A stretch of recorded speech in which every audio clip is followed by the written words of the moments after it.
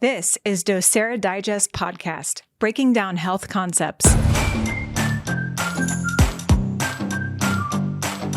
This podcast is brought to you by Docere Life Center. This innovative clinic is finding new solutions to the evolving challenges mankind faces in the 21st century. By utilizing cutting-edge technology and testing, they find root causes and also offer treatment with energy and nutrition. What is the mission? To dynamically change lives for the better while impacting families for generations.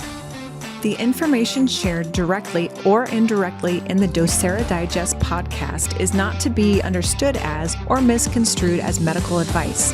This information is not a replacement for your current health provider who is acutely aware of your current health state and course of treatment. Any information shared about a product or service discussed by any host or guest on this podcast is not to be interpreted as a doctor-patient relationship. Hi, I'm Dr. Tyson Frank. Welcome back to our series on stress and anxiety. This is episode 2, and today we're going to talk about triggers. Trigger warning, trigger warning, trigger warning. So what does it mean to be triggered? So a trigger mechanism is something which activates or sets up a reaction or a series of reactions. With the slightest provocation, it leads to something blowing up or melting down. So let me ask you guys a question. Why are so many people so easily triggered today? Wow, because of the stress. I mean, we talked about that on the first episode, all these different things, but it's physical, emotional, mental, spiritual. But you say the wrong word, and that's a trigger. It can either cause them to hyperventilate, it can set them off into an expressed problem, or it can calm them down and make them feel satiated and happy, or multiple ways. Well, you think about a trigger too, that tension is a prerequisite for it to actually function. So it uses tension to create that or start that chain reaction. So people that are more tense or more going through a lot more stress are going to be more easily triggered because of that. So think about an MRI device or CT machine. People would be going into this small hole and being squeezed into All right, something. now you're stressing me out. Yeah. But I mean, that's one of the definitions you gave last episode, that it's like we're being compressed into something, and that gives us a reaction. I think you spoke about public speaking, it's like, does it? I think the other aspect is we are in information overload. Mm-hmm. We have so much information coming at us every moment of every day compared to previous generations that it doesn't take much to tip you over the edge. So it's interesting you said that, because I'm going to date myself here a little bit as a member of Generation X. I'm not going to date anyone else here, but I'm sure you can figure out what generations they're in.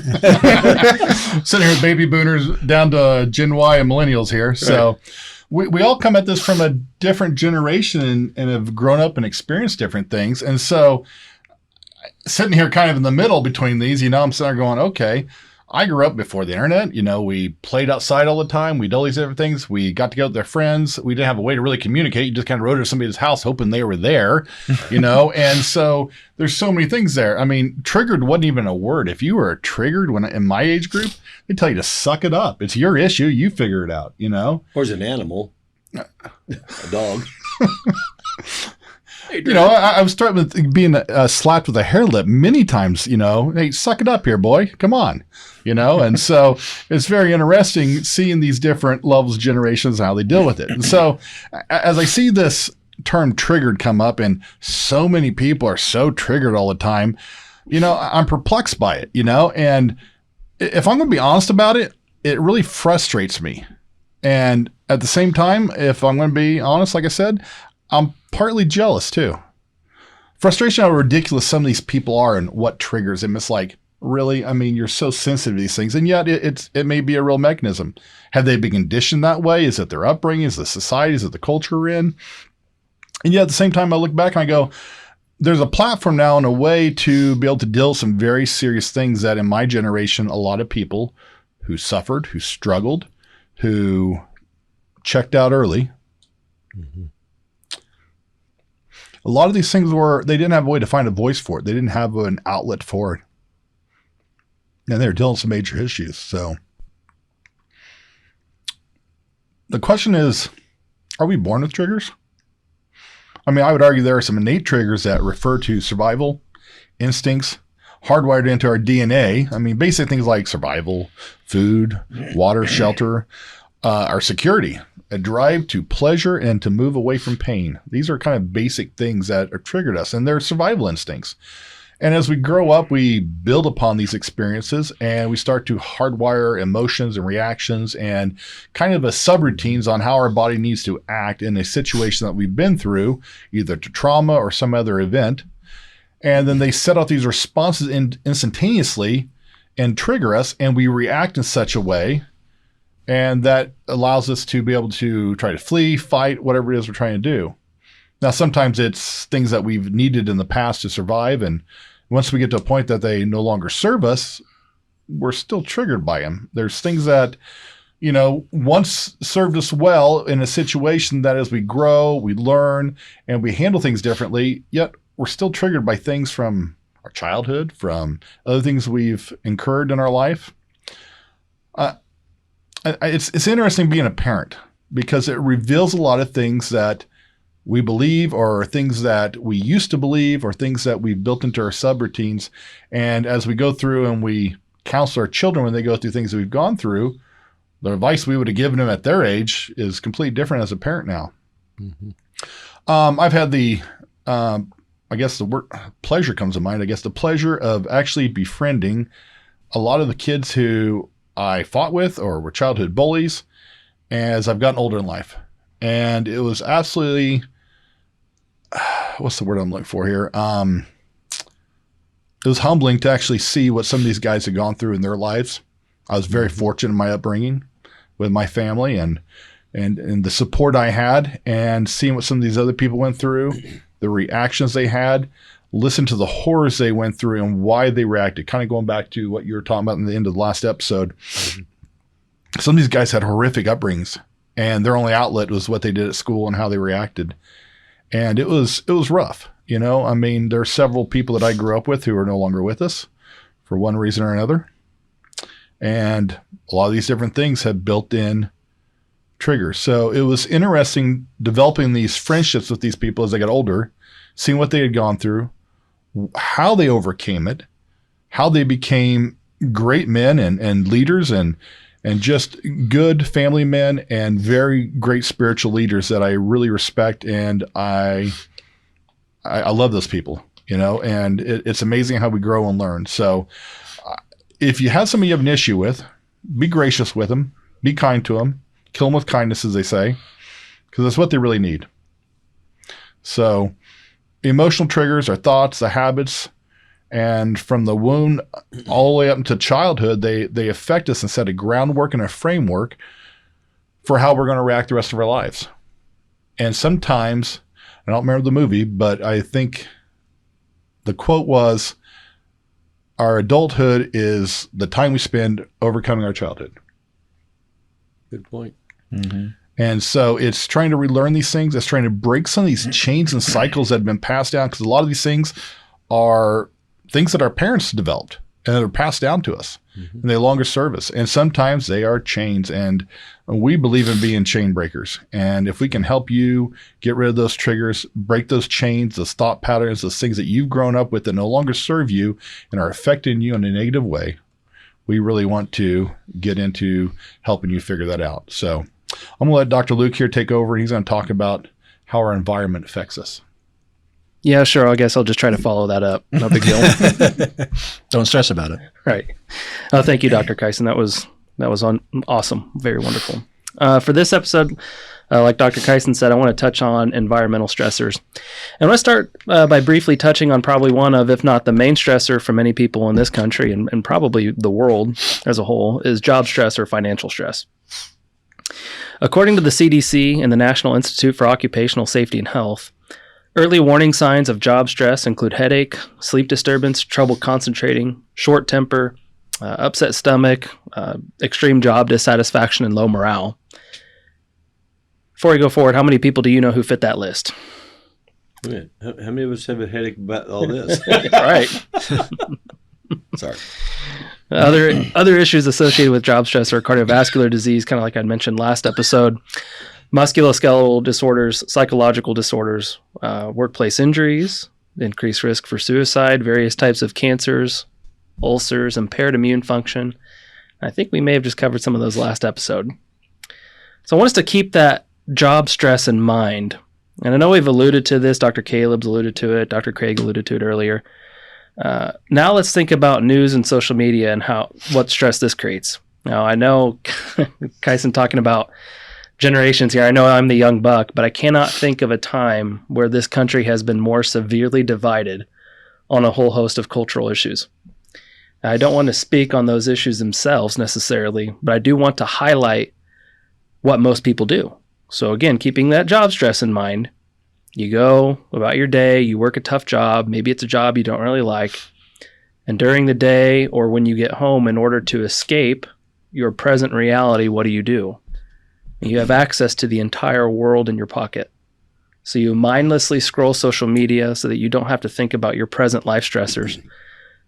But for a lot of people, this escape is merely trading one stressor for another, in that you have now talking heads, not the band, not only on the news, but also via various social media groups and influencers, each casting their own 2 cents on hot button topics such as politics, cultural war issues, and rumors of actual war, in a place where most people can't point to on a map.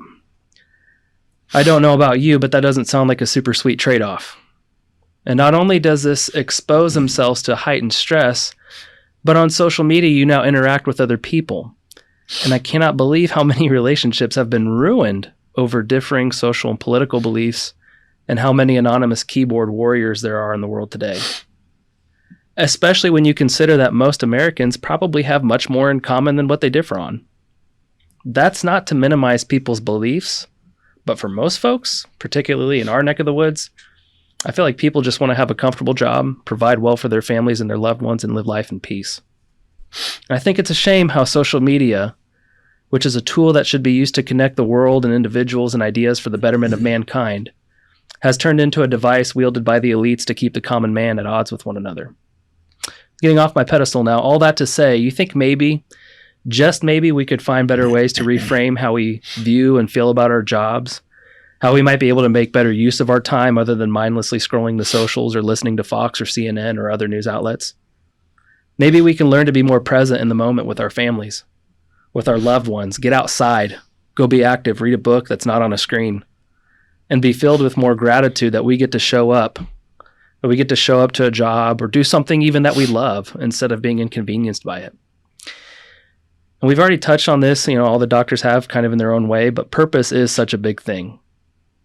And lately on questionnaires I've been having my patients fill out, there's 30 small sections that cover a whole host of issues in the body, looking at what do your cells need to be healthy. But the last 3 are very interesting and have to do with, 1, social isolation or feeling lonely, happiness, and then another one that's called eudaimonic well-being, which in other words is living for a higher purpose. So you have eudaimonia and hedonism.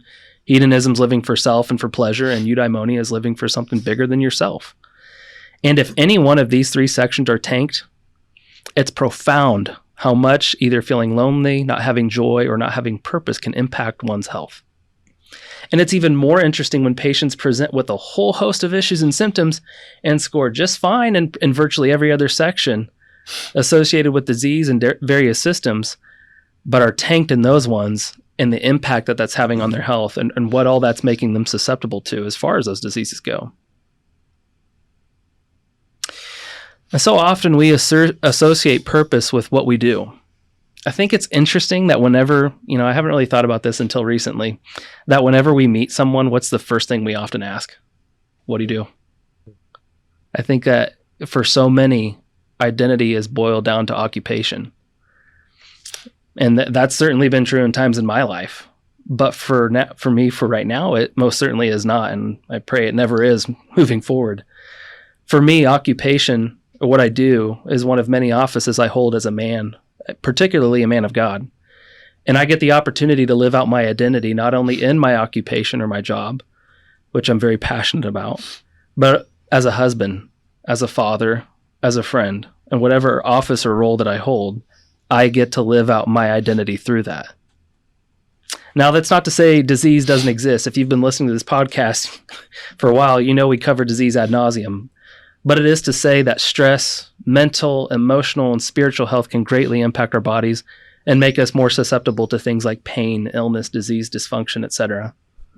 To end my section here, I'd like to say that we ultimately will allow an influence into our lives that will shape who we are and what we do. And it is incumbent upon us to figure out what that source is in our life and who or what is shaping us.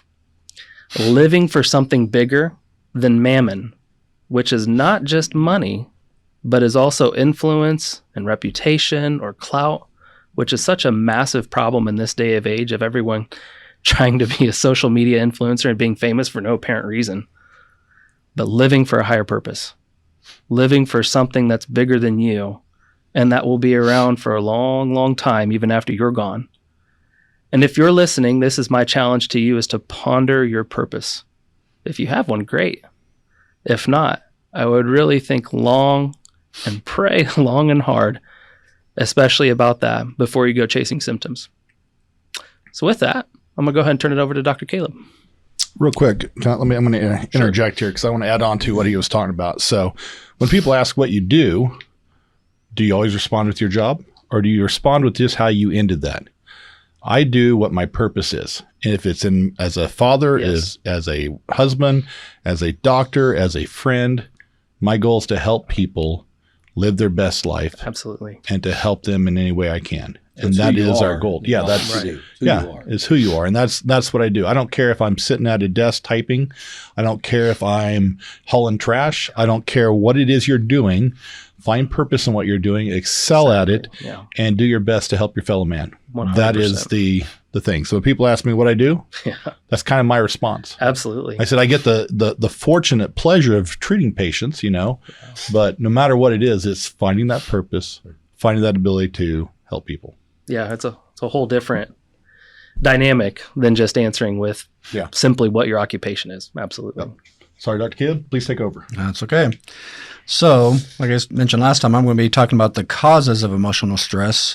And right now, cause of emotional stress is following these two guys because they just hit out of the park with their stuff and went to a very deep and inspirational level.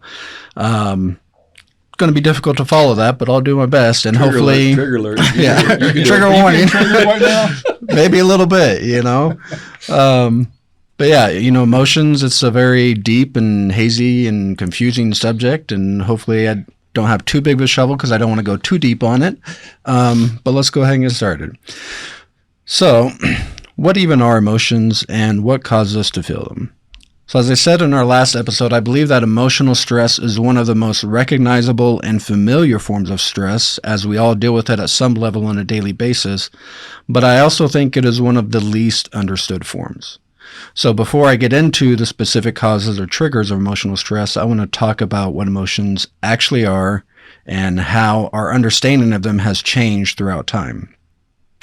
So if you look throughout history, starting with philosophers such as Aristotle, Plato, and even Descartes, they believed that emotions were a unique class of feelings that are completely separate from sensory experiences like taste, touch, and sight. In the 1800s, psychologist William James and physiologist Carl Lang proposed in what is now known as the James-Lang theory that emotions were interpretations of a physiological response to an external stimulus. So an example of this would be if you're walking in the woods and suddenly see a bear close by, there is first a physiological response such as an increase in heart rate or trembling in your muscles, which then makes you feel fear as a response to those changes. So I'm sure you can already see that there are definitely some issues with this theory because you can have an increased heart rate without guaranteeing a fear-based response. Most people working out at the gym aren't living in a fear state as they're exercising. So later on, Walter Cannon and Philip Bard contrasted the James-Lang theory by proposing that emotions and physiological reactions can occur at the same time, but were not linked at all. Now, if you look today, explanations in the psychology field typically identify emotions as a psychological state relying on a subjective experience, a physiological response, and a behavioral response all working together. So what does that mean?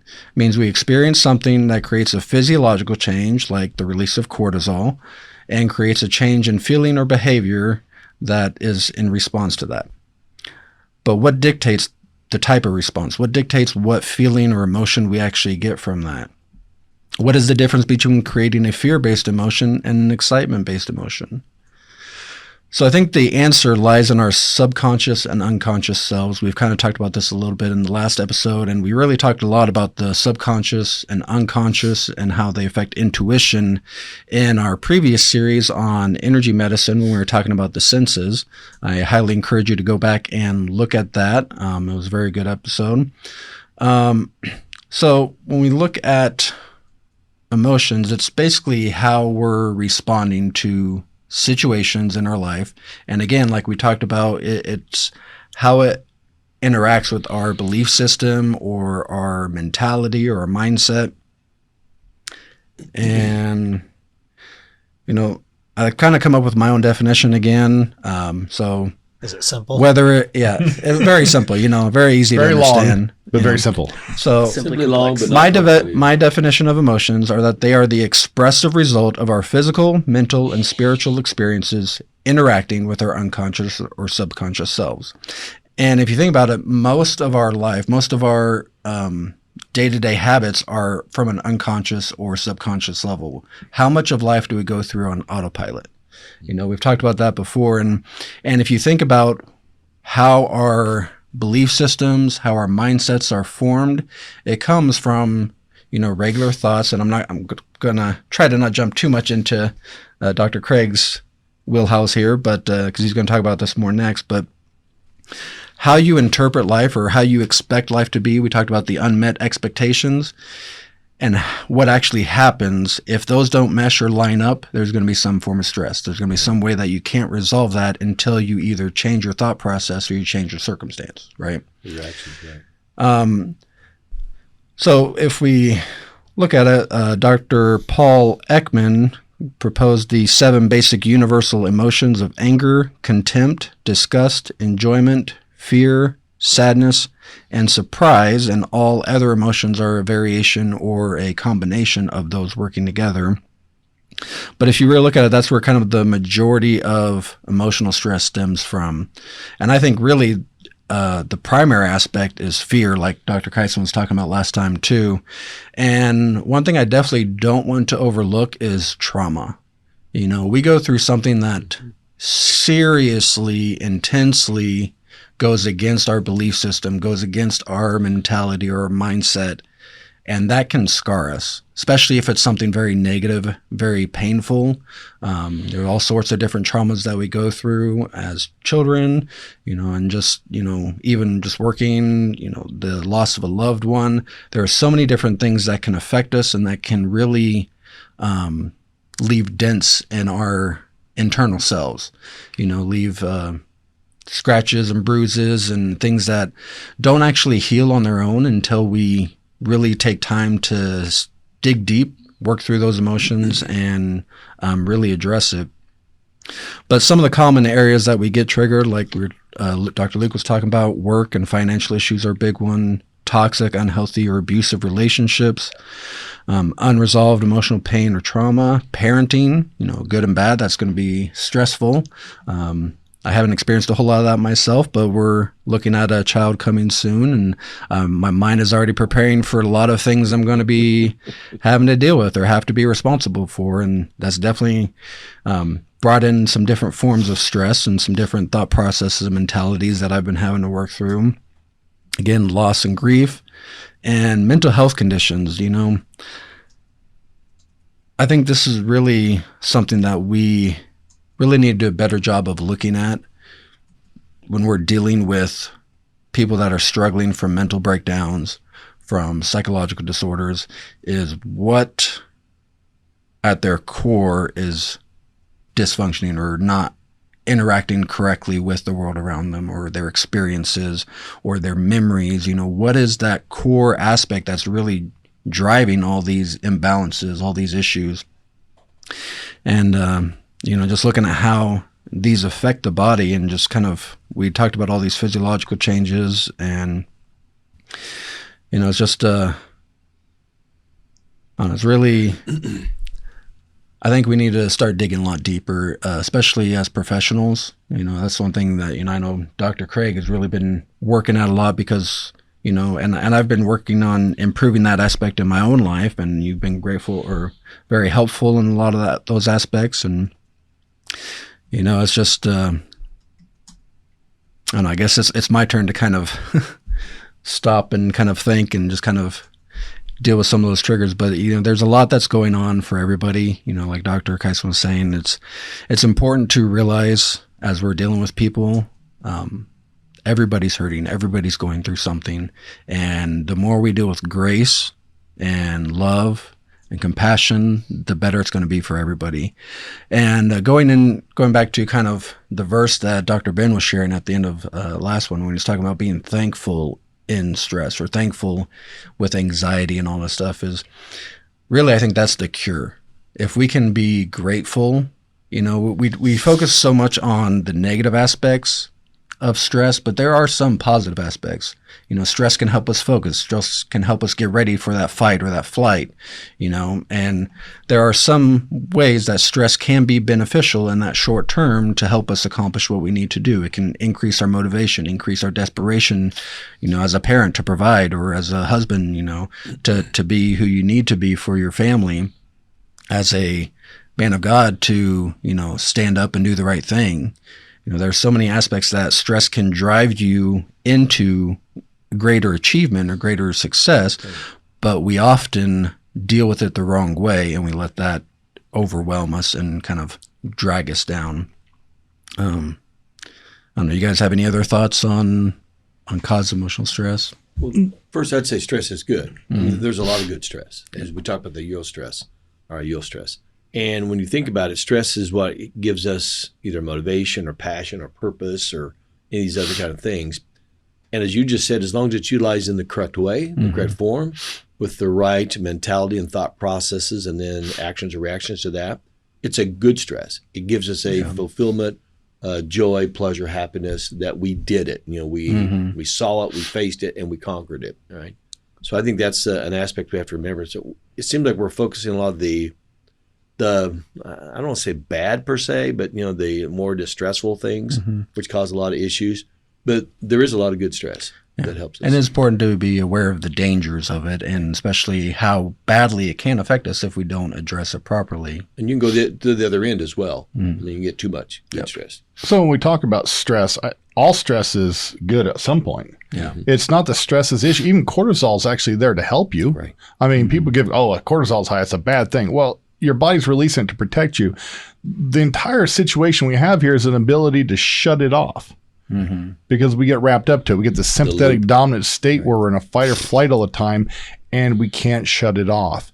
And I mean, if you think about it, you should have a stressful situation, then you should go back into your parasympathetic, which is your rest and digest, let your body heal up, prepare. Right. And when we get into a stressful state, it should be like the big red button, all hands on deck. We're at battle stations, and it should be a temporary thing. If you're constantly at your battle stations, everything's going to fall apart. And that's kind of what happens, is because we don't know how to shut it off. We don't know how to step away from, like Dr. Luke was saying, we go from one stressful thing to the next. Pull up social media. We go this, then we turn on the TV. We listen to news. I remember as a kid, there was no talking heads news all the time, let alone one channel, let alone, I don't know how many, there's 6 or 7 channels now of nothing but news and spin and everything else you're getting from all different points of view, which is on all the time. And then it's in your pocket all the time. And it's just like the 5 o'clock news would come on, or the 10 o'clock news, and that was it. And you were done, you're over it, and you got the rest of your day to spend with family and friends and do stuff. And it's just become this absolute burden dealing with it. So it's really what we're talking about in this series is, how do you turn it off? How do you shut it down? How do you get your cortisol levels back down to a normal range? And that's really what people struggle with, is dealing with the stress, to shut it off, to shut the brain down in such a way that it won't think about it. And this is why people run to every type of element or way to ease it they can, from drugs to alcohol, or whatever it is they're using. This is what they do to bring that down, to bring it, or to shut the brain off, because they can't handle it. Yeah. I think a lot of times we focus too on like the big addictions like drugs, alcohol, and, smoking, all that stuff. But I think we often overlook the distractions that we go to, not necessarily the big ones that numb us, but the distractions like binge watching TV or, shows or movies, whatever, playing video games, even getting lost in reading books. If you go from novel to novel to novel to novel, trying to escape into somebody else's story, which I did a lot as a kid. I had asthma real bad. I couldn't get outside a lot. So I escaped into books and, other stuff. And, those can become addictions as well that we don't necessarily address or recognize. And, they still lead us to being either distracted, ignoring what we're dealing with, or becoming numb to it and even apathetic. And actually, apathy is one sign of emotional stress I think we don't really associate with that much. So getting lost in books can be a scary thing sometimes, especially if you go through the wardrobe. So yeah. And they have lions and witches, oh my. All right. So like I said, emotional stress is going to be derived from how we interact with an experience, whether it's psychological, whether it's mental, or whether it's spiritual, and how that interacts with our unconscious or subconscious selves. And again, that goes into our mindsets and our belief systems. So Dr. Craig, I'll let you take over on how we develop those. Thanks, Dr. Caleb. I will tell you, I think this is actually the most important part of the whole series. I'm going to talk about our thoughts, our habits, and our mindset. It's interesting as we were talking there about, is stress good, is stress bad? I think the difficulty, the deeper we get, the more words start to fail us. Because what does stress actually mean? Is it just the pressure, or is it the good and the bad? It depends on what we think about the word. So let me start with this. What is a thought? Wait a minute, is that a question? We have to think about it? Yeah, I want you to think about that. What is a thought? When we're thinking, what is occurring? Life experiences. We're making some conclusion on our experiences of some sort. I think that depends on the situation. Right. Mm-hmm. So I'm going to tie back into the previous episode. It was obvious I was experiencing mental stress. Here's one of the things that I find very interesting about thinking. You can have multiple thoughts going at a time. I'm sitting there reading, trying to express what I had studied, and it wasn't coming out. And my mind's going, oh no, did I not do enough? Did I not study enough? Am I not as good as these other guys? What are people going to think of me? This is my opportunity. This is my best thing. What am I going to do? It's amazing to me what the brain can do. It is phenomenal. Mm-hmm. How somebody thinks this could just develop evolutionary by itself, that doesn't make any sense at all. We are so complex. It's just amazing. So let me go to this next. There are two basic theories about thought. There's what's called the reductionist theory, which basically says all thoughts are is just electrical chemical changes in the brain. Or there's a dualist theory, which says that the mind is separate from the body and our thoughts are not physical parts of the brain. What do you guys think? We jokingly have talked about, the head's disconnected from the body. And sometimes the brain either doesn't pay attention to the body because the body's been screaming to it, so it disassociates with it. And then we have other issues where the brain's trying to get the body to do something, the body resists or doesn't want to do it or reacts against it. So in that concept, I think, from my experience, been in this healthcare world over 40 plus years, the dualist theory is probably true.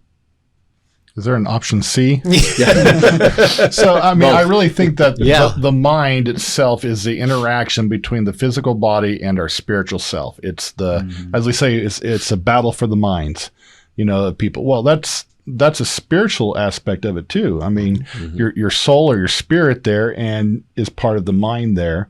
And that's how it interplays, and it has an effect on the body physically. So there is a dualist or triplist, if you want to. It depends on how you look at how many partites we are. Right. And we talk about four brains, right? I mean, and the spiritual brain is the fourth brain. We only got three. Well, right. But I mean, that's the whole issue. We talk about the three types of brains that are within us. And then the fourth one's the spiritual one, which we don't know where it is, but yet we know somewhere. Scripture says it's in the heart of man. That's the soul of man. Well, where's that at? Soul, will, those kind of things. But okay. Well, let me go this way with it. So I'm going to throw out one other question. If it is electrical chemical changes, does that mean you can have unconscious thoughts? Subconscious thoughts? What I'm going to talk about, yeah, you did most definitely can. Right. But what do we tend to think of when we think of thoughts, though? It's what we think with our conscious With our mind. conscious cortex, right? Yeah. And it goes way beyond that. So I'm going to talk about 6 basic components or things that are involved with thinking. First is the neuron, which is the basic cell of the brain. The synapse, which is where each nerve cell connects. The action potential, which is the electrical aspect of the neuron. Neurotransmitters, which is the chemical aspect of the neurocommunication. And then 2 areas, the prefrontal cortex and the hippocampus. Prefrontal cortex is our executive portion of the brain where we do most of our conscious thinking. And the hippocampus is where most of the memory is stored. Because when you have a thought, to me, the brain does this. What have I experienced in the past? And what do I need to project into the future to protect myself? Right. Because the brain basically has 3 functions from my perspective. And I'll boil that down to 3 basic questions. Number 1, at the core of your brain is, am I safe? Because if you're not safe, nothing else matters. And this is where fight or flight gets initiated. Mm. If I'm safe, then we move into the second question. Is it good? Is it pleasurable? Or is it painful? If it's painful, then we tend to go back to the first, which puts me back into fight or flight. We tend to resist that. And then the third is in the prefrontal cortex, which is it right? Is it moral? So these are all occurring as we're having thought processes. So here's another question. Is a thought spontaneous or a reaction to something around you? It's a reaction. Okay. I mean, a reaction can be spontaneous. Right. Right. But it's based upon some other preset concept that's in there and how you react against it. So there's nothing new under the sun. Correct. Does that mean that a thought has to be triggered? Are we reverting back? Trigger warning, trigger warning. So one of the things that really bothered me, as I said, is this is where I spend most of my time in my room. This is my wheelhouse. And yet I got stuck. I struggled. I got stuck in this mental stress, and I was having very difficulty breaking out of it, which is very frustrating because then it just starts to compound. That's the thing with stress too, is stress just starts to compound upon itself. One other thing I mentioned last time was the association. I think this is one of the biggest things.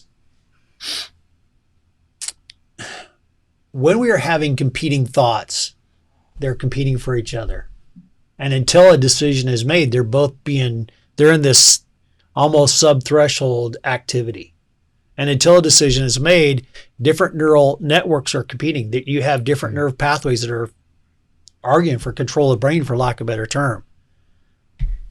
Eventually, one network becomes activated and it produces a behavior. Here's what I tell people. We think, which makes us feel, which makes us do. Now, what we're going to get to when you talk is what actually created the thought process to begin with. Because I believe our thoughts come from our beliefs. Interestingly, how I said that too. Mm-hmm. Because as you're going to talk about is by the time we become consciously aware, where we're actually aware that we're thinking, we're already preloaded. Mm-hmm. So here's one of the biggest things I believe and why I think this is so important. As a man thinks in his heart, so is he. Our thoughts are the biggest thing that we can change. Because if I change what I think, I change what I feel, I change what I do, I change who I am. Mm-hmm. That's why I think our thoughts are so important. It's interesting the way you said that too, because as you said, you believe that belief comes before thoughts, but where does a belief come from? It comes from thinking a thought enough that it becomes a part of you. Well, here's what I believe is what Dr. Ben's going to talk about is before you're even consciously aware, you're preloaded with a belief system. Right. Just what you experience tells you this is what to expect. Mm-hmm. Because what is our brain really doing? It's receiving information and it's processing information. Mm-hmm. Based on what? Why does my brain process information differently than yours? Why in the last episode was I processing this situation differently than the rest? What was I perceiving? What was already preloaded? What was programmed into my thinking that created the reaction?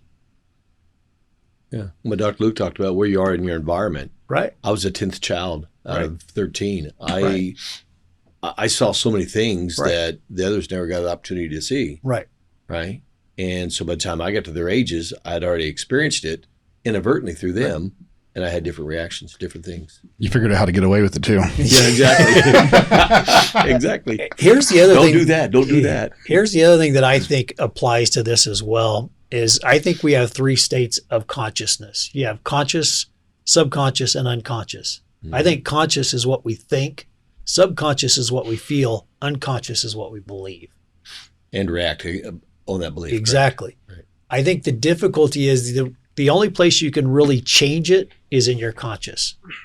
It's difficult once you're feeling a feeling to change the feeling because it's nebulous. It's hard to get hold of. If you can bring it up to conscious awareness, you can start to do something to change it. Right. And I think this is where I keep going back to this. I really help to drive people to be aware of what they're thinking. That's why I mentioned words. Pay attention to your words. Your words will tell you what you think, feel, and believe. Right. So next, let's talk about habit. What is a habit? Well, to me, basically, a habit is just repeating the process of what we just talked about. What is it, 21 days to develop a habit and how long to get it set? Well, it takes 21 days to initiate, takes 60 days to set it, and 2 years to change it. There we go. The Encyclopedia Bowers. I knew I could count on it. Arispedia. Right. So it's basically just a repeated thought pattern. We keep thinking the same thing and doing the same action until it becomes a belief. But take that back one step, Dr. Craig. If you think about a habitual pattern, right? It's what you said. You kept doing it over, so you no longer have to constantly worry about it. It automatically then happens. Which that's the point I was going to drive to is what does the brain want to do the most? It wants to drive things to its subconscious because it's way more efficient from an energy perspective. Right. So the more patterns it can make subconscious, the better, which is great if it's a pattern you want. Not so great if it's a pattern you don't want. And that's physical, emotional, all of those, they all show up there, right? The more I have dug into this, the more it has surprised me. Our emotions are our habits. We react emotionally based on habit because you've done it in the past. Well, your brain goes, well, that's what we want to do in the future. And it amazes me too that this actually occurs at a cellular level as well. I don't know that we've talked about it before, but the cell danger response, I think, is a very fascinating concept.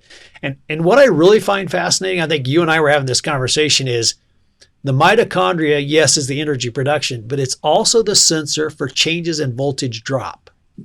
And what drops voltage? Resistance. And what we're talking about, gratitude, is basically acceptance. When I accept, I'm not resisting. When I resist, voltage drops. Mitochondria senses that. It changes ATP production and usage and floods it into the interstitial space. And now all of a sudden that cell shuts down and goes into stress mode. The cell itself. Fight, flight, or freeze. Exactly. Right. At a cellular level, this is occurring. Right. I'm like, that is amazing. It's that whole fractal macrocosm concept. It just, you can see. Can you say that again? Yeah. You can see why I'm fascinated by this and why this is my passion. So habits are important because if you can realize you're doing something out of habit, then you can have the opportunity to change it. If you don't realize that you're doing it out of habit, you can't change it. You're going to just keep doing the same thing over and over and over and over again until you bring it up to your conscious awareness. You mentioned me getting nervous at the very first time we did a recording. And you remember what you actually referenced something else. I actually thought back to our episode on neuroplasticity. Oh.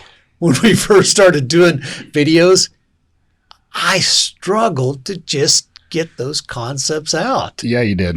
Yeah. How many takes? Kyson goes, I'm coming back when you're done. Take 59. I went and did something else. Exactly. I said, I'm going to get out here, take the stress off you. You figure it out. You figure out you. Well, one of the things I remember from that is nerves that fire together, wire together. And this is the other concept I mentioned is association is also vitally important because what we do by habit means we will also associate by habit. And this is where a lot of times triggers really come into play is because we associate a trigger with something else. Because once the brain goes into fight or flight and says, this is dangerous, it says, well, anything similar to it, we got to be protective against. Right. So now this looks like it, and this looks like it, and this looks like it, and this looks like it, which is why by the time people get into my office, when we start digging in, I'm going, you have this massive elephant you're trying to eat, and we can't eat it all at once. Right. We got to start unpacking this and peeling off the layers and getting at this piece by piece and start to actually disassociate things to actually get change. So we actually get control of our thought processes again. So my question is, if we do things habitually, why do we keep repeating it? What is it that drives it? Which this is what I want to drive to at the last, which is our mindset, which is what's going to lead into what you're going to talk about is, what is our mindset? I believe we manifest a mindset. That's my own personal philosophy is I believe our health is a physical manifestation of what our mindset is, of what we believe. So what is it and where does it come from? To me, our mindset is it's the accumulation of all the thought patterns. It's what we think, feel, and believe. It's the networks that we have created. It's the learned patterns of response. It's the repetitive way we process and respond to information. All of that together is our mindset. It's really our worldview. It's our belief system. It's how we choose to see the world and how we choose to perceive things. In fact, I think our biggest issue when it really comes to thought processes comes down into that lowest part of our brain where we have what's called the reticular activating system, which is our filter for information. And we've talked about this before. You can have two people experience an accident and they do not see the same information. We see this in the Bible as well. One person mentions two people, one person mentions one. It isn't that they were wrong. It's just they just perceive the situation differently. So it's great if you're filtering out this information that isn't beneficial to you and allowing in what's good. What if that gets flipped? What if now we're filtering out all of the good and only keeping the bad? That's part of our process. And this is programmed by our thoughts. So as we go back to our thoughts, to me, the only way you change your mindset and your belief system is you have to learn to think differently. Because as I said, I believe our belief system is what taught us to think in the way we think. We have to bring that to the surface and go, do I still think that? Do I still believe that? Do I still agree with that? That's where we can actually make change. So, why do we choose our mindset, and does it really matter? I believe so. And I'm going to let you talk about where it starts. First of all, I'm going to give us doctors a trigger warning because I'm just thinking about something we need to do here. We need to take all this habit and thought processes. I know each of us have written different papers on this, but we need to combine them all together and say, what is habit? What is thought? And actually give the listeners, a PDF or something for that way they can sit down and read that and go, how do I process that for me? So anyway. Right. I'm triggered. Yep. Yeah, we're all triggered. So hang on. We don't know when that'll be available. Hopefully by the time this whole series is done, we'll get that put out to you. Thanks, Dr. Craig. That was really insightful. I'm telling you, all of this has been insightful. And I'm sure for those of you who are listening to this episode, I think you probably think we're talking about you or at least somebody you know. So as we're discussing all the emotions, the thoughts, the habits, the triggers, I want to take us all the way back to our childhood. And the reason I'm going to discuss our childhood is because of the way it affects our day-to-day reactions to our world. And in essence, I believe, see, there's that word, I believe, it is the major reason why we are who we are today. I'll address the significance about those of us who have experienced what we in healthcare refer to as ACEs or ACE, which stands for Adverse Childhood Experiences. I also want to give you parents of younger age children and grandparents something to think about as those children grow up. I really do believe that our childhood experiences is the foundation of what we believe and why we believe it, and that it has the most lasting effect on everything that we deal with in life. Think about this. For the first 18 years of our lives, the basics of all of our life is generally experienced and therefore expressed in our lives by the way we think, the way we act or react, our beliefs about good and bad, our thoughts about life and the afterlife, politics, money, jobs, careers, education, relationships, pleasures, sports, disciplines, commitments. Almost every aspect of our lives will be learned, developed, and or formed during this stage of our life. It will set the baseline of how children will pursue life for the rest of their life, just like each one of us adults have done, unless there is some major intervention that occurs. if you really stop and think about it, you could trace back your own beliefs to some specific point in your life where you formed your opinion and established a truth that you believe to be true, good or bad. Think about what bothers you, what irritates you, what it is that motivates you, what angers you, what drives you, what really flips your switch. When you become more aggressive, when you become more angry, or more joyful, or more happy, or more considerate. When we think of all the different types of stress that we've identified in the previous episode and in this one, and then you look at what causes anxiety, anxiousness, frustrations, irritations, agitation, anger, and even emotional outbreaks in our life, there has to be a reason.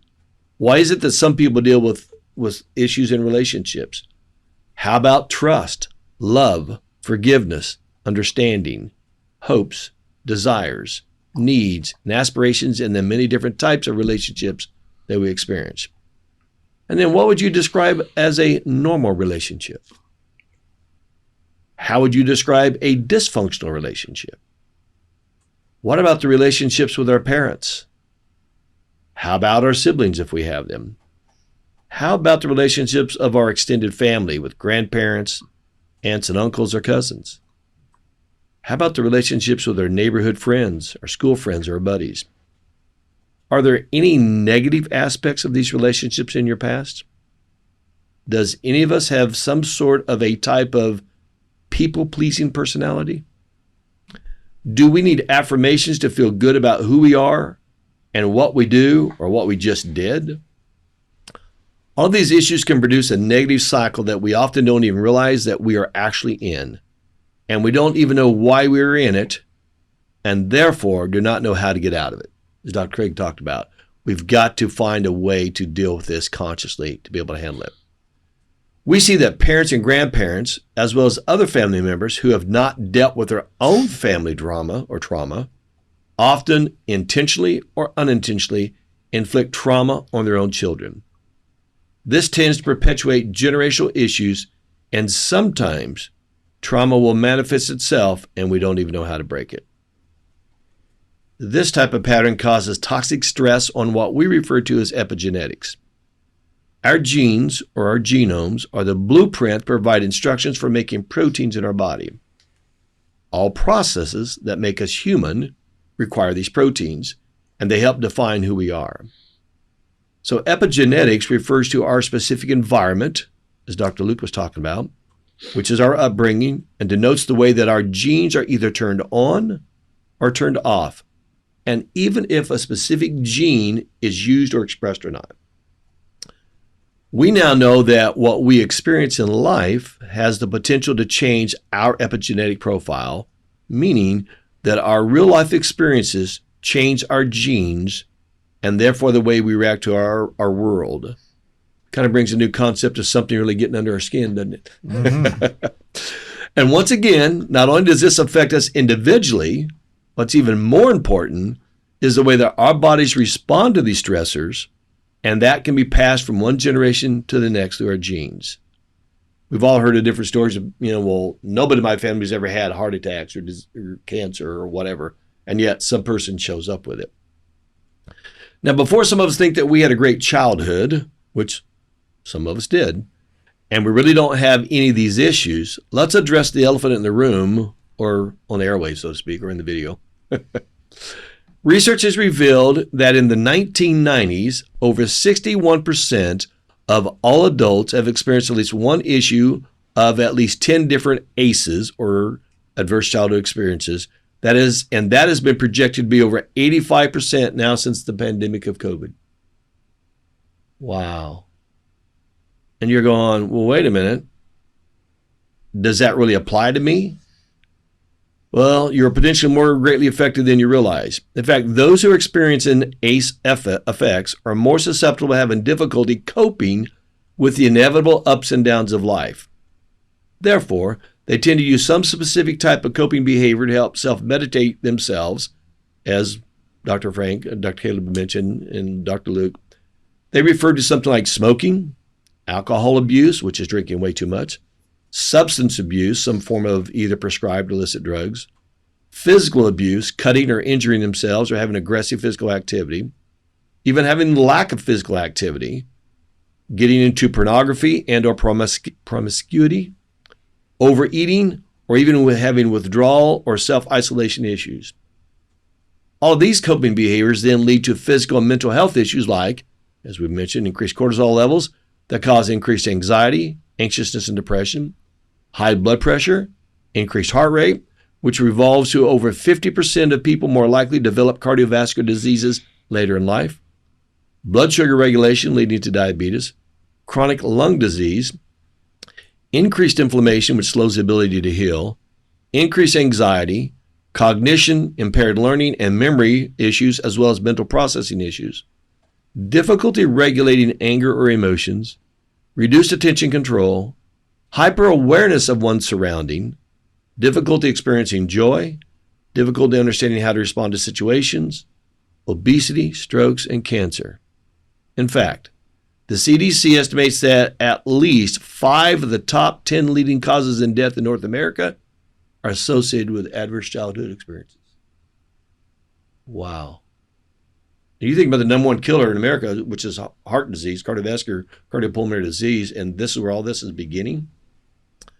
If that was not enough, researchers have also found that ACEs can negatively impact education and the educational achievements, job opportunities, or the inability to maintain employment, their earning potential, more likely to engage in risky behaviors, as well as having a greater likelihood of becoming a victim or perpetrator of violent crime in their adult life.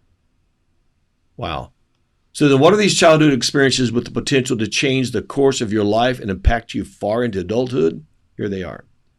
Number 1, physical abuse. This is causing physical harm to a child by hitting, kicking, punching, scratching, beating, burning, throwing, or stabbing. And some of us that never experienced that go, well, that can't happen. But to those who have experienced it, understand that. It can result in injuries like bruises, cuts, and fractured or broken bones. Then there's sexual abuse. Engaging in sexual behavior with a child, sexual exploitation of a child, or exposing oneself indecently to a child. This includes using a child in prostitution or pornography. Verbal abuse, using the voice and words to scream, yell, curse at, assault, or manipulate a child. Number 4, physical neglect, failing to provide a child's basic needs such as food, water, and shelter. This also includes failing to give a child proper medical care, providing clean clothes, or giving proper supervision. How about emotional neglect, number 5? Behaving in a way that causes a child emotional harm and interferes with their mental health. This neglect can include ridiculing, blaming, threatening, isolating, or even rejecting a child. Number 6 is mental illness. A household member with a mental illness that impacts their ability to provide proper care for the child or has a profound impact on the child.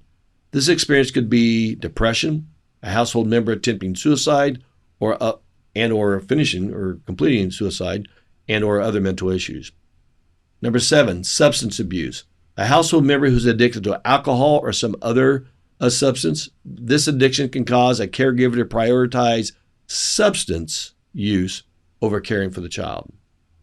Just think about some of the movies we've seen and all these things show up. I mean, these are real life things that have happened to people. How about imprisonment? A household member who is incarcerated, it can cause a child to feel abandoned when the person leaves him. The person may also have a modeled inappropriate behaviors before being in prison. And that's not just listed to household members, that's also aunts and uncles and cousins. And number 9, witnessing abuse. Seeking or seeing violence specifically against their mother is particularly traumatized because children tend to form a stronger attachment to a mother figure. It's difficult to watch a loved one's abuse and they may feel helpless because they cannot intervene. And then number 10, losing a parent to separation, divorce, or death. When important figure is removed from a child's life, it can cause significant distress and feelings of abandonment. Researchers have also included a few other types of experiences that create the same biological changes as the original ACEs or adverse childhood experiences. They are bullying. Anybody experience bullying? How about racism? Especially against women. Remember the Me Too issue? I mean, that's real stuff. Community violence. I grew up in the 50s and 60s, and I saw all kind of community violence. Natural disasters, refugee wartime experiences, witnessing experiences or acts of terrorism, feeling homeless or having to deal with homelessness, and food insecurity. Now, most of us can identify with something in these lists. The real issue is when we begin to count how many of these 18 different ACEs we have been exposed to. Then identifying the significance of those that were ongoing versus those that made a lasting imprint on us. Now take a moment and also think about people you know who have some of these issues, their passions, their actions, and even their reactions. Maybe it's even you. Just maybe there is a deeper reason or cause as why people are the way they are. If you're interested in learning more about this topic, here's a couple of very good books to read. The Deepest Well by Nadine Burke-Harris. I've spoken with her quite a few times. Drama-Free and Setting Boundaries, Find Peace by Nedra Glover Tawwab. Or just Google Adverse Childhood Experiences. You'll find a lot of information there. There's also a simple ACE test that you can take free online that will help you identify your scores. Me, myself, when I've taken it, I scored a 6 out of 10. And then I scored a 10 out of 18. What in the world did that mean to me? Well, for some of you listening, you've not heard part of my story. But I was sexually abused by a male friend of the family between 9 and 11 years of age. And that changed my life dramatically. Hard. And for those of you that went and watched The Sound of Freedom, you can understand some of the problems these people go through. You just got to realize this affects your life. I'm almost 67 years of age, and look, I'm emotional. Now, this dynamic effect changes your life. There is one other thing I'd like to just point out or bring into all this is when we talk about the ACEs, where does this all really begin? And Dr. Craig brought up a lot of different things in our thought processes. And though I'm not female and though I've never been pregnant, as I jokingly tell people, I was pregnant twice with my wife. And when you think about all of the things that we put into that mindset and that thought process during pregnancy and all those things that go down inside that body, and I talk about the epigenetic side of that, how it's having an effect on it. We got to realize that a lot of stuff is being seeded, maybe is the right term, inside these embryos, and the way we react to things, they're feeling that neural network, they're feeling all those different hormonal reactions, those chemistry reactions, all those things also have a dynamic effect on that. And we all know what is referred to as drug babies or babies are born through drug addicts and the effects it has on that. So all that's important to understand and is a piece of this as well. So now I want to speak to us parents and grandparents, and I want to talk about maybe some ways to prevent all this in our children. First, let's understand that our children are very malleable in their brains and their minds. And with a caring and nurturing environment, we can help our children develop the resilience to protect them from these ACEs or adverse childhood effects. Resiliency really is the ability to thrive, adapt, and be able to cope despite the tough and stressful times. It's the ideal counterbalance to ACEs. So here are 7 core ideas to help develop and foster resilience in children. Number 1, competence. We need to build their understanding of their unique God-given skills. Number 2 is confidence. Helping children to grow and understand a true belief in their own either abilities or capabilities. Number 3 is connection. Connecting our children with other people, schools, communities, religious church activities to further build the support system that we are trying to instill. Number 4 is their character. Help them comprehend a clear sense of what is right and wrong and teaching them what I would refer to as godly moral values. And then contribution, offering children a chance to contribute to the well-being of others. They learn that giving service feels good and then feel more confident to ask others for help as well. Number 6 is coping, discovering a variety of health coping strategies to prevent children from dangerous quick fixes to stress or to abuse of smoking, alcohol, drugs, sex, etc. And then number 7, control. Teach our children to make decisions on their own so they can experience a sense of control of their being, their thoughts, their actions and reactions. And here's a few other additional ways to help promote resilience. Acknowledge the child's experience of ACEs and how it may be influencing their behavior. Instead of asking, "What's wrong with you?" ask, "What happened to you?" This was my experience with my parents after the molestation. My parents didn't know how to ask what happened to me. They just kept asking, "What's wrong with you? Why can't you be like so-and-so or be like other people?" Ask that question. "Hey, what happened to you? What's going on? Why are you acting the way you're acting?" Not what's wrong with you. That just tells them to bury that deeper because that's something wrong or bad. Then help children identify their emotions. Talk about these emotions. Express them appropriately. Give them something to understand what is right or wrong about your beliefs of emotions. Next, empower children to problem solve and work through their issue, their problem, preferably with other people so they can learn the right ways to do that. And then last, promote healthy coping habits of meditation, if you're into that, and mindfulness, if you're into that. For me, it's spirituality, spending time with my God, spending time praying, worshiping, and singing. And then don't forget exercise, breathing and exercises, and good sleep patterns, sleep routines. The doctors, any other comments? Anything you want to add? Yeah, I do. You were talking about in womb, what we experience. That if you think about it, if we go back to our energy podcast, what is that embryo receiving? Energy waves, energy frequencies. And all the stuff you mentioned works very well. The thing that I think I have found in my own parenting that works the best is it has to exist within me.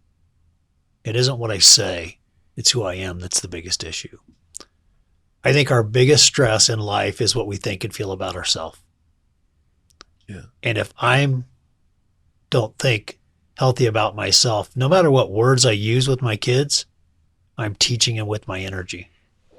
And I think that's really what I've worked at with my kids is before I say anything, I want to figure out, I want to evaluate myself. What energy am I putting out there? Because I'll give you an example.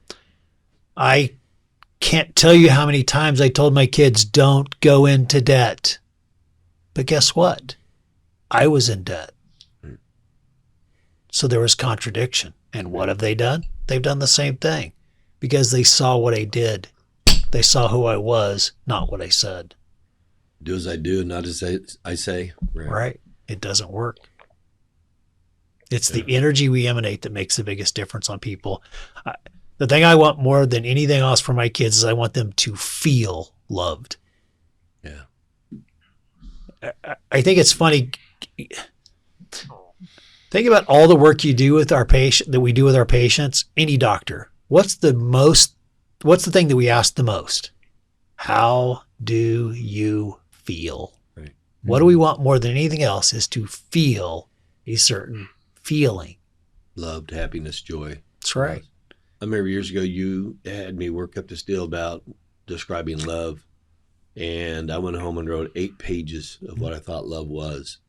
And then I tried, within that I wrote out, well, how does God love me? And my conclusion was God was standing behind the door with a bat. And if I did the wrong thing, said the wrong thing, walked through the door with the wrong thing, I got hit with that bat. And that's not the God that I loved or believed that I believed in. And I asked some of my siblings, where did we get this? And some of them didn't have that. And I had to sit down and realize that due to my ACEs, this was my description of love. Love is abusive. Love is wrong. Love takes advantage of you. Love strips you down. And that isn't love at all. Well, and go back to what you just said. You thought, right, which then created a feeling. Right. And that's affected me, well, it at least affected me, 62, 3, 4 years of my life. Mm-hmm. You know? So, cool. Anybody else? Anything you want to add to? Yeah. So this has been a a rough episode, I think, on a lot of us here. I mean, that brought up a lot of things. I think we've all been triggered by some of the things and things that have been brought up. So those of you who are listening to this, you understand that we're being as authentic as we can here. This is who we are. This is part of our reason, our passion for what we do in our clinic is to help people and to work through it. And I'm so grateful to work in a clinic where we got to help each other and work through some of these things. And there's some things that I think we thought we had worked through pretty good. And putting this episode together, there's some other avenues, some different things that are coming up here. The biggest thing that I want you to take away from this, if you are triggered, if you are having some issues with some of the things we talked about, realize this, that you have value. You are not worthless. You are extremely important, and you are valuable, and you are loved. And if this is something you need more help in, like we said before, go find somebody to help you out with. If we can help, we'd love to. If there's something you want to talk about, and understand that most of us have been through a lot of these situations that we can help you guys with and work through and talk through, at least try to, if we can't help you, we're going to at least try to find somebody that can help you with that. It's important that you understand that you are loved and you are valuable and you have a purpose. Yeah. Mm-hmm. One other thought I would like to add, you went through those ACEs, and most of those are pretty complex and pretty intense. The thing that I find interesting is they don't always have to be big. Mm-hmm. Dr. Luke and I, you remember the B team thing that we talked about? It's interesting. Kind of think of a ship. One comment that gets you 1 degree off course. 15 years later, how far off course are you? Right. It's an innocent little statement that changes the way you think, that then changes the way you feel, that starts to become a habit, that then becomes a mindset. And that's what I have found interesting with a lot of people I work with is, you go in expecting this deep childhood trauma. It's not there. Because it's just one little statement was made in just the right time that threw you off course. Yeah, that's why I said it just only takes one. Right. One exactly. event that you formed some life-altering thought decision process. Well, and again, I go back to this concept. It's how we perceive the information. I was watching something interesting.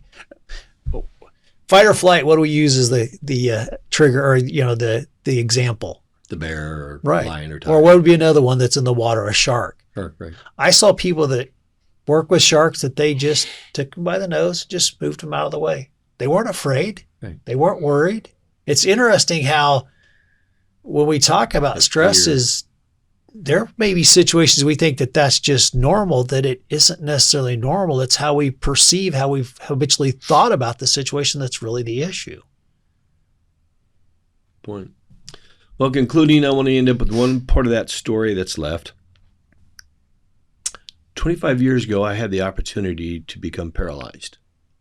And what was interesting is, since that event happened from my 9 years to 11 years of age, and then I actually had to go to court and testify against this man at around 13 years of age, I buried it. I did not talk to anybody about it. My wife, who was my high school sweetheart, she knew nothing about it. And even though it was affecting every aspect of my life, I just kept pushing it down. Like Dr. Katie was talking about, I buried it. And then there was an incident, a major trauma, if you will, that allowed me to get paralyzed. And for 5 years, I was unable to move some of my arms and do some things I was able to do. And I went to a doctor in Phoenix, Arizona. And he did, like Dr. Craig said, he pulled back the layers. And after 5 years of being paralyzed, in 4 days, I was able to move my arms. And here's the funny part about that story. What he did had nothing to do with how I got paralyzed.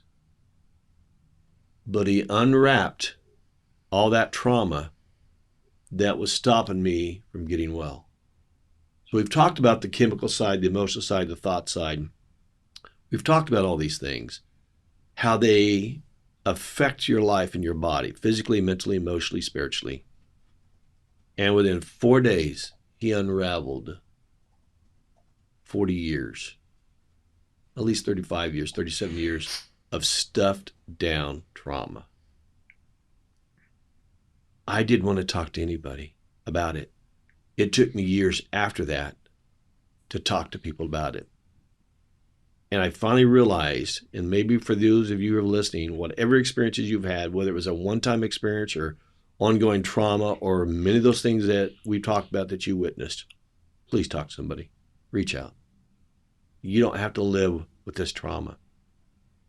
You don't have to live with all these things, did you?